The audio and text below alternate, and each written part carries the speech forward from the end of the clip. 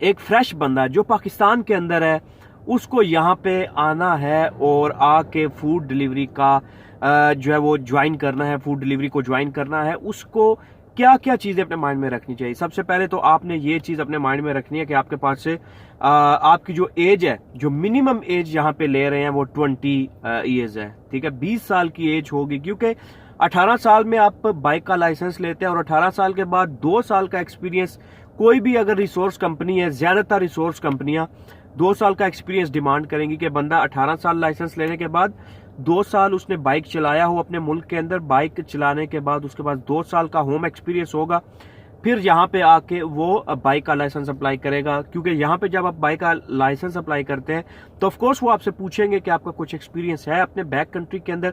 अगर आपका बाइक का लाइसेंस आपकी कंट्री में 3 साल या इससे ज्यादा का अरसे का पुराना है तो आपको उसमें एडवांटेज भी मिलता है, आपकी कुछ क्लासेस जो है वो वहां से ऑफ हो जाती हैं। मजीद डिटेल्स आपको किसी भी जो ड्राइविंग इंस्टीट्यूट है वहां से आपको बेहतरी मिल जाएगी कि कितनी क्लासें ऑफ होती हैं और कितना आपको एडवांटेज मिलता है। तो फर्स्ट ऑफ ऑल आजकल के हालात के मुताबिक मैं अगर आपको बताऊं कि अगर आप नए हैं और नए कमर है, न्यू कमर है, यहाँ पे आना चाहते हैं, फिलहाल सबसे बड़ा मसला जो हमें बना हुआ है वो वीजों का है यार। फिलहाल वीजे नहीं इशू हो रहे हैं सिंगल मेल्स को पाकिस्तान के लिए, वर्क परमिट भी और विजिट वीजाज भी।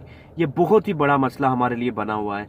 जैसे ही वीजे ओपन होंगे, बहुत सारे लोग ऐसे बैठे हुए हैं जो कि इस वीजों के ओपन होने के इंतजार में है कि जैसे ही वीजे ओपन होंगे हम लोग अप्लाई करेंगे यहाँ के लिए। तो वीजे जैसे ही ओपन होंगे इंशाल्लाह जल्दी ओपन हो जाएंगे। उसके बाद सबसे पहले बात होती है कि 2 किस्म के वीजे होते हैं। यहाँ तो आप डायरेक्ट जो है वो ट्रांसपोर्ट के वीजे पे आते हैं, जिसमें वो बंदा आपको वीजा प्रोवाइड करता है, जिस बंदे की वो कंपनी होती है उस कंपनी के ऊपर वो बंदा आपको वीजा अप्लाई करता है, जो कि एक 2 साल का वीजा होता है। यहाँ पे आके वो आपको एनओसी देगा, वो एनओसी लेके आप ड्राइविंग स्कूल जाएंगे, वहां पे आपकी फाइल ओपन होगी, वहां पे आप अपना बाइक का लाइसेंस कंटिन्यू करेंगे और फाइनल क्लास होने तक, बाइक का लाइसेंस मिलने तक आप वहां पे कंटिन्यूली जाते रहेंगे, ठीक है। उस वीजे के जो एक्सपेंसेस होंगे वो आपने उस बंदे को पे करने हैं, जो बंदा आपको वीजा देगा। वो हो सकता है 6000 का वीजा भी हो, 8000 का भी हो, 7000 का भी हो, 10000 का भी, वो डिपेंड करता है वो बंदा आपसे कितने पैसे डिमांड करता है।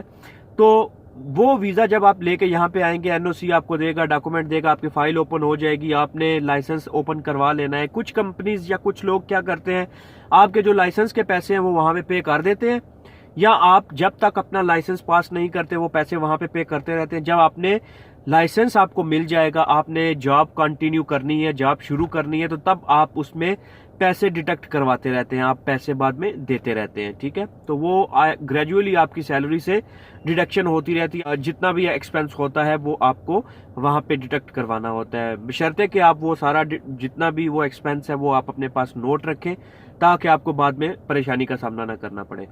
दूसरा किस्म का वो ये है कि अगर आप इंडिपेंडेंट हैं, अगर आपने डायरेक्ट वीजा लेके नहीं आना है, आप ऐसा कर सकते हैं, विजिट वीजा लें। विजिट वीजा लेके आप यहाँ पे आएंगे, यहाँ पे आके सर्विसेज की कंपनी है, स्पेशली आजकल जो नाम चल रहा है जोन डिलीवरी सर्विसेज।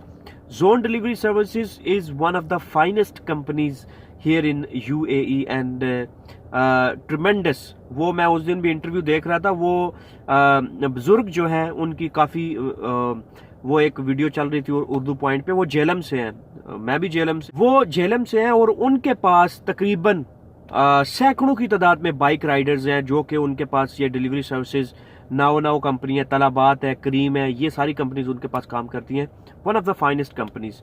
तो वो लोग भी हेल्प करते हैं, आप यहाँ पे आके उनसे रब्ता करें, वो आपको वीजा भी प्रोवाइड करते हैं, जॉब लाइसेंस लेने के लिए भी आपको उसमें हेल्प आउट करते हैं, इज द फाइनेस्ट ऑप्शन। तो तीसरी किस्म वो होती है जो विजिट वीजा पे आके तो अपना कोई भी वीजा ले लेते हैं, 2 साल का वीजा लेके एनओसी एम्प्लॉयर से निकलवा के लाइसेंस शुरू करते हैं, और उसके बाद किसी रेस्टोरेंट पे अटैच हो जाते हैं, किसी डिलीवरी सर्विसेज, किसी कोरियर सर्विस के साथ अटैच हो जाते हैं, जिसमें उनका सिर्फ और सिर्फ कोरियर का काम होता है, उसमें फूड डिलीवरी नहीं होती है। उन कंपनीज के साथ भी बाइक ड्राइवर का चांस बन सकता है।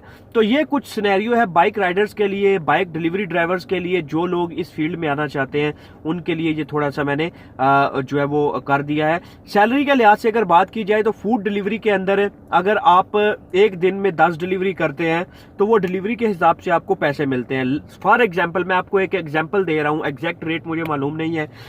20 रुपए आपको एक डिलीवरी के मिलते हैं, ठीक है, 20 रुपए आपको एक डिलीवरी के मिलते हैं। एक दिन में आप 10 फूड डिलीवरीज करते हैं, ठीक है, वो आपके ड्यूटी आवर्स होते हैं, 8 घंटे होते हैं या 10 घंटे होते हैं। 10 डिलीवरीज आप करते हैं, 20 रुपए एक है, तो 200 दिरहम आपकी एक दिन की इनकम होगी, ठीक है। आप ये काम 30 दिन करते हैं तो 6000 दिरहम तक आप जा सकते हैं। उसके अंदर आपका फ्यूल हो सकता है वो आपका हो या कंपनी प्रोवाइड करे, ये गॉड नोज।